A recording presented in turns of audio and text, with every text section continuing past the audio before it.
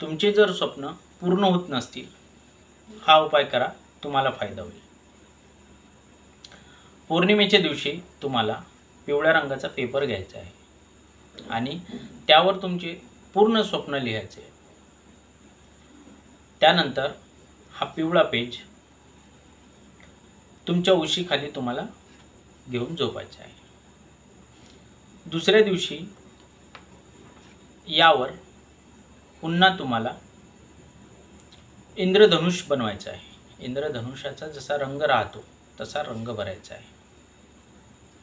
त्यानंतर तुम्हाला याचा विमान बनवायचा आहे।